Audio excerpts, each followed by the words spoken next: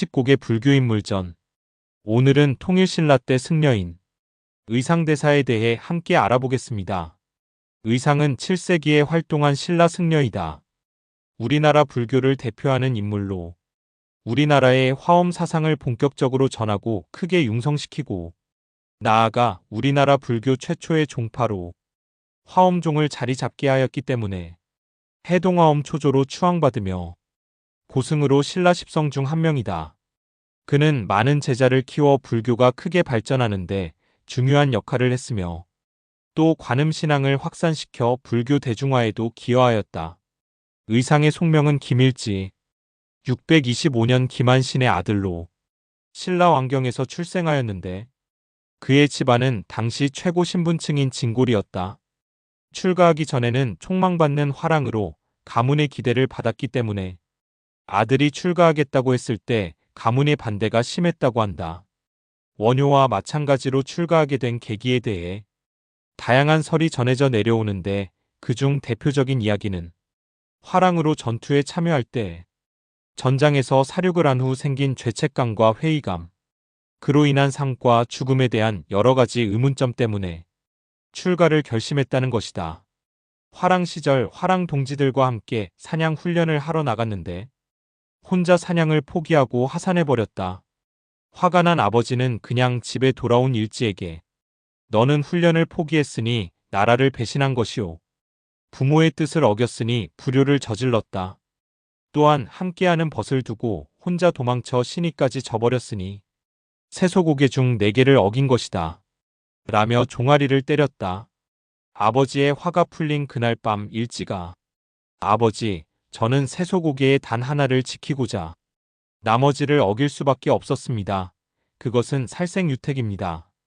죄 없는 짐승을 훈련이라는 이름으로 죽여댈 수 없었습니다. 라고 말했다. 평소 생명을 중시하던 아들의 성격을 이미 잘 알고 있었던 아버지는 내 아들이 이름 높은 사람이 되길 바랬는데 이름을 날리기는커녕 스님처럼 살려 하다니 라고 한탄했다. 결국 의상은 스님이 되는 허락을 얻은 대신 신라가 위기에 처했을 때 언제 어디서라도 나라를 위해 목숨을 바치라는 조건을 받았다고 한다. 19살에 왕경에 있던 황복사에서 출가하여 승려가 되었다. 그가 누구에게서 불교 교학을 배웠는지는 분명하지 않지만 한동안 8살 연상으로 그와 함께 신라 불교를 대표하는 원효와 함께 공부했으며 둘이 고구려에서 넘어와 완산주에 머물던 보덕을 스승을 삼았다는 전승도 있다. 의상은 당시 저명한 승려들이 일반적으로 그랬던 것처럼 불법을 더 깊이 공부하기 위해 중국 땅으로의 유학을 결정한다. 당시에는 신라가 백제와 사이가 좋지 않아 서쪽 바다로에서 당나라로 가는 길이 막혀 있었고 육로는 고구려 또한 신라와 싸우던 중이라 육로도 막혀 의상의 당나라 유학은 쉽지 않았다. 그런 어려운 가운데 동료 원효와 함께 유학길에 오르는데 26살이던 650년에 육로를 통한 1차 유학을 시도한다. 그러나 요동에서 첩자로 오해한 고구려군에 붙잡혀 되돌아왔다. 이로부터 10여 년 후인 태종무열왕 7년 신라가 백제를 멸망시킴으로써 백제에 의해 막혔던 백길이 열리고 의상 또한 원효와 함께 당나라 유학의 길을 떠날 수 있게 되었다. 두 사람은 함께 백길을 따라 유학하기 위해 이듬해인 태종무열왕 8년에 항구에 닿을 무렵에 비가 몹시 내려 어느 땅굴 속에 몸을 피하고 잠을 자게 되었는데 도중에 원효가 해골물을 마시고 깨달음을 얻어 유학을 포기한다.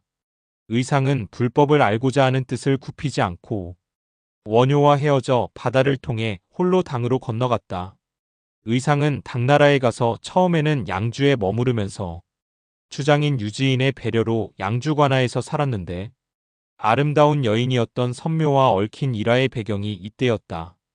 중국에서 이동 중 묻게 된 신도의 딸이었던 선묘는 의상에게 반해 유혹했지만 의상은 조금도 흔들림이 없었고 선묘는 이런 모습에 감동해 스승과 제자로서 연을 맺을 것을 맹세했다고 한다.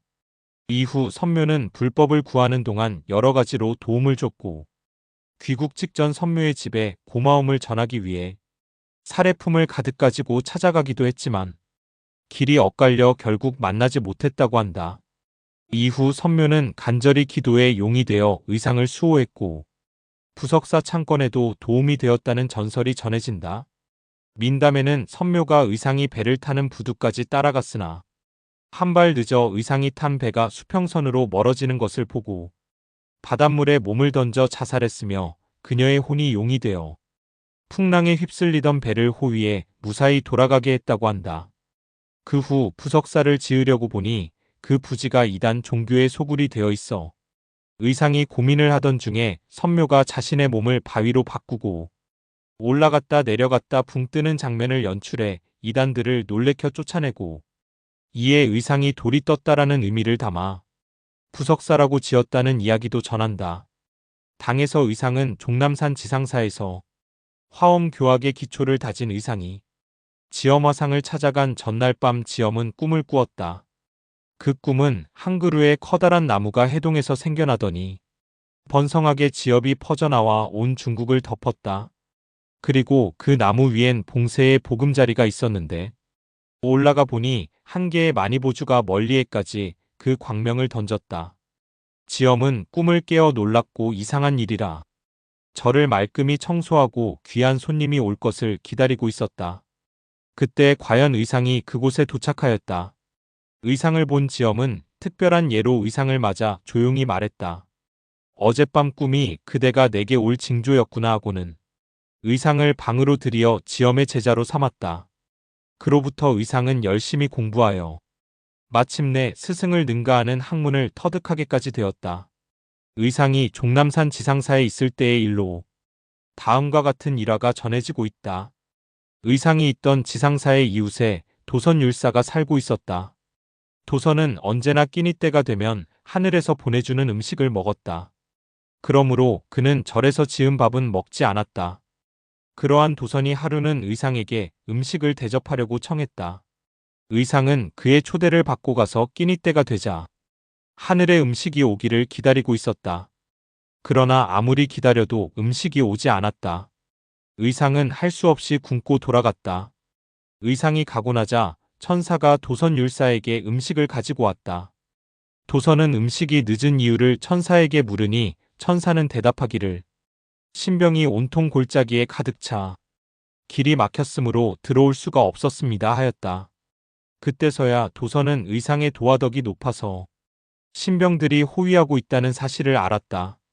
의상의 도력은 도선보다 위였던 것이다. 그렇게 중국 화엄종 제2조 지엄에게 8년 동안 화엄 사상을 배웠는데 668년에는 화엄 교학을 체계적으로 정리한 화엄 일승법계도를 지어 지엄에게 인정받았다. 이는 화엄 사상의 요지를 간결한 시로 축약한 글 210자를 54각이 있는 도인에 합쳐서 만든 것이다. 지엄의 화엄 사상을 계승하면서도 의상 자신의 독창적 관점에서 발전시켜 그 원리를 정리한 것으로 개체의 독자성을 인정하면서 동시에 중층적으로 개체 간의 융합을 지향하는 특색을 가져 의상 불교 철학의 핵심을 보여주는 저작이라 할 수 있다. 이를 통해 의상이 지엄의 화엄 교학을 계승하고 발전시켜 자신의 화엄 철학을 완성시켰음을 확인할 수 있다. 그는 화엄을 공부하면서 아울러 중국의 여러 고승들과 교류하며 불교를 공부하고 수행하였다. 계율종 남산파의 개조도성과 중국 화엄종 제3조로 화엄 교학을 확립한 법장과의 교유가 대표적인데 특히 지엄 밑에서 동문수학한 법장과는 신라에 돌아온 뒤까지 연락을 주고받았다. 10여 년 동안 당나라에서 유학하던 중인 670년 신라와 당나라 사이가 악화되고 나당전쟁이 터졌다. 668년 고구려가 멸망한 뒤 신라에 주둔하고 있었던 당나라군과 신라군 사이에 전쟁 분위기가 조성되고 신라에서 고구려 유민들의 부흥운동을 지원하면서 당나라군을 공격하자 당고종이 우리 군사 빌려서 고구려를 멸망시켜놓고 이제 와서 우리한테 배신을 해라며 사신으로 가있던 김음순과 김양도를 억류하고 감옥에 가둬버렸다. 김음순은 나중에 간신히 풀려났지만 김양도는 끝내 돌아오지 못한 채 당나라에서 죽었다. 그는 46살이 된 670년에 유학을 마치고 신라로 돌아왔다. 그가 화엄 교학의 상당한 성취를 보고 그것을 신라에 전수하기 위해 귀국한 것으로 보이지만 상국 유사의 당의 신라 침공 계획을 고국에 전하기 위해 돌아왔다는 전승이 있는 것을 보아 신라와 당의 전쟁이 본격화되면서 나라를 걱정하는 마음이 그의 귀국을 재촉했던 것으로 여겨진다. 의상은 귀국한 후 한동안 왕경에 머물며 활동하다가 당과의 전쟁이 끝나가던 676년 2월 왕명을 받아 지금의 경북 영주시에 있는 부석사 창건을 계기로 부석사가 있던 영주와 그 인근 지역을 중심으로 활동한다. 그가 부석사에서 40일간 법회를 열어 화엄 사상을 전파함으로써 부석사는 우리나라 화엄의 중심 사찰로 성장하였고 의상은 고승으로서의 명성과 존경을 얻게 된다. 의상은 당시로서는 새롭고 보다 발전한 불교 교학인 화엄을 체계적으로 정리하고 발전시켜 우리나라에 전하였다. 그는 심오한 불교의 교학을 깊이 공부한 학승이며 청정한 수도자라 할 수 있다. 하지만 그는 불교를 학문으로서 연구하고 혼자 수행하는 데 만족하지 않았다. 그는 많은 제자를 양성하여 자신의 불교 철학을 전하였다. 의상 문화에서 3,000명이 넘는 제자가 배출되었다고 전하는데 제자 중에는 뛰어난 고승으로 이름을 남긴 이들도 많았다. 특히 10대 제자로 칭해지는 오진, 지통, 표운, 진정, 진장, 도융, 양원, 상원, 능인, 의적이 유명하다.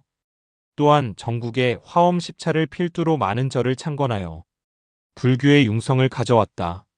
그는 비록 많은 저수를 남기지 않았지만 교육을 통해 자신의 불교 철학을 확산하고 후대에 전하였다.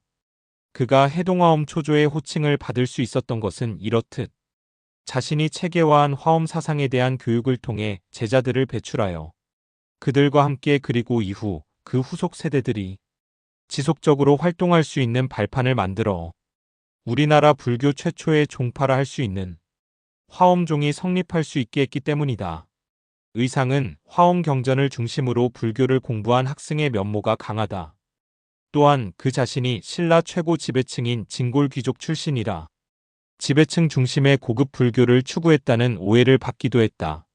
한때 의상의 화엄학이 신라 중대 강력한 왕권을 뒷받침하는 사상으로 활용되었다는 주장이 일반화되기도 한 것이 대표적이다.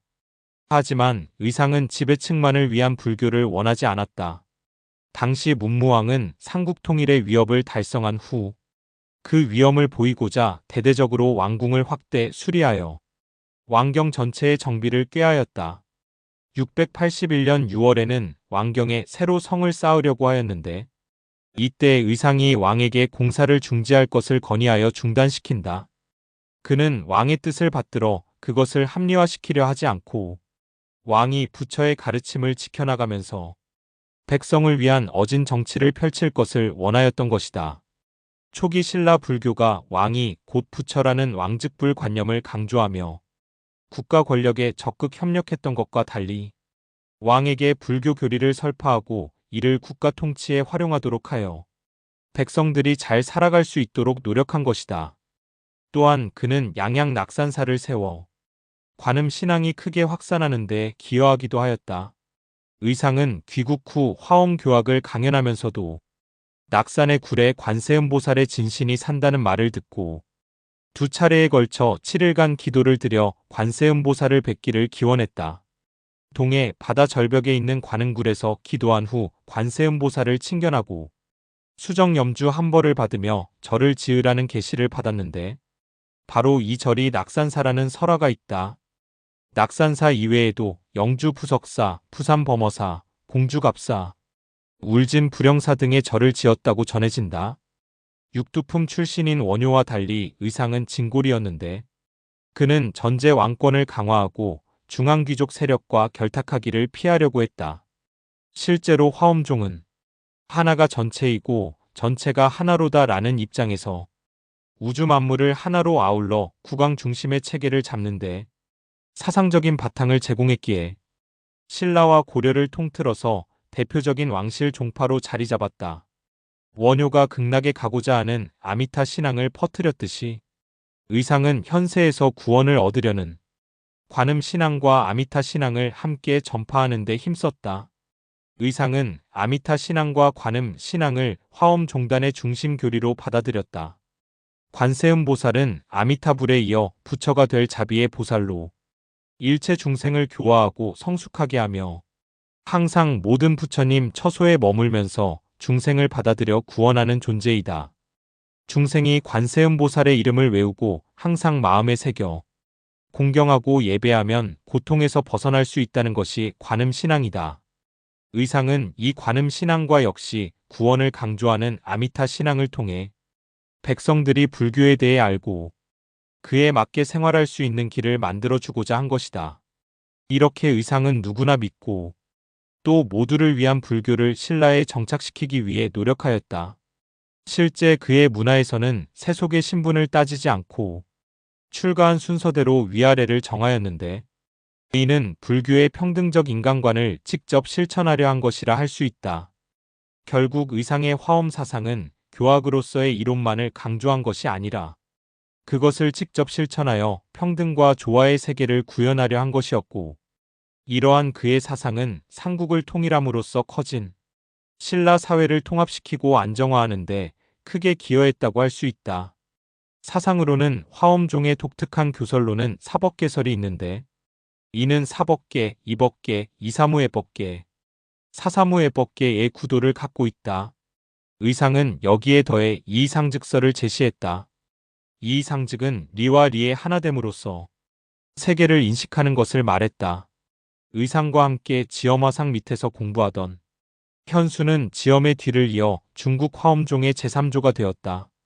692년에 현수는 승전이 귀국할 때 그의 저술 화엄경 탐연기와 그 비판을 구하는 서신을 의상에게 보냈는데 그 친필 서신이 오늘까지 전해지고 있다.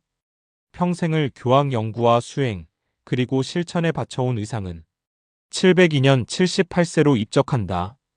고려 숙종은 의상에게 해동 화엄시조 원교국살라는 시호를 내렸다. 의상 칙곡의 불교인물전. 오늘은 통일신라 때 승려인 의상대사에 대해 함께 알아보았습니다.